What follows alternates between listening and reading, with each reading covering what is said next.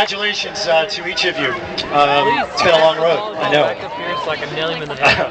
took me about 20 years to graduate. I just graduated in 2004, actually, all because of a misunderstanding about a French credit. It was nothing, really. But I have to say that of the many, oh, by the way, 6 books. Thanks. 6.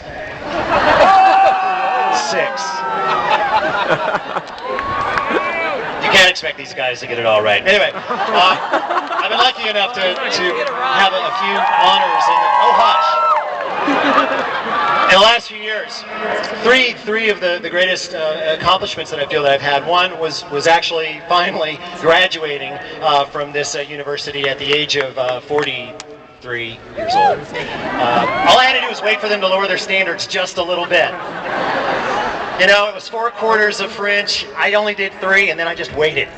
Eventually, they dropped it. Everything was okay. Lesson to you all.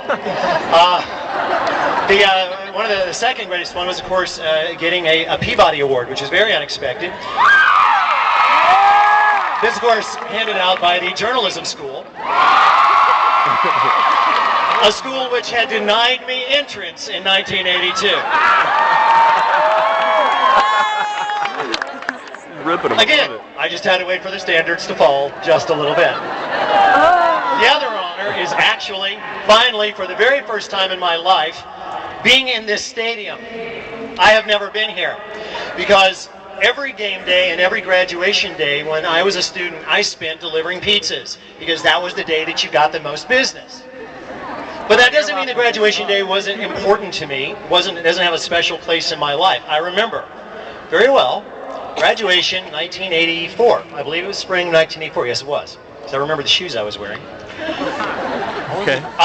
It was about an hour before the commencement, and I was called to deliver a pizza, large pepperoni, mushroom, side of anchovies, which I always thought was interesting, to a large house not too far from campus. And all I'll say is that it had 3 Greek letters on the front of it. I knocked on the door. I was led to a room where a gentleman who seemed to be suffering from some kind of brain-altering experience. There was some malt liquor bottles present. They'd been up, obviously, a very long time studying.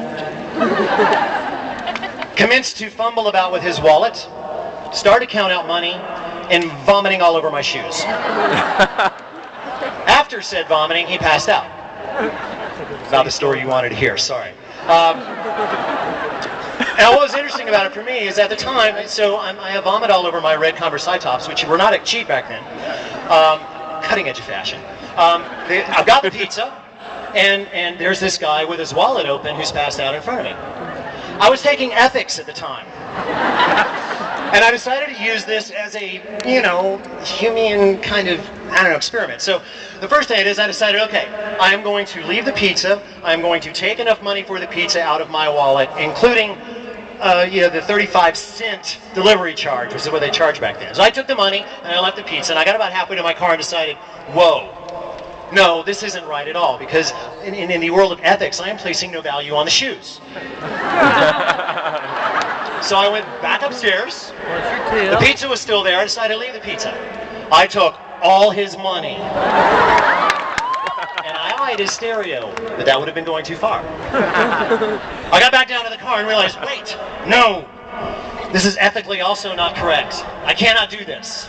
I was really into this class. I went back up there. I put all the money back except the money for the pizza, and I changed shoes with him. Now what I hope is that one of your dads is up here going, oh, finally. It's my graduation story. Thank you very much. Now I realize, and believe me, I'm going to be as short as I possibly can here because I know you all have beers in the car. Oh, let's not fib. You got them with you directly into the road.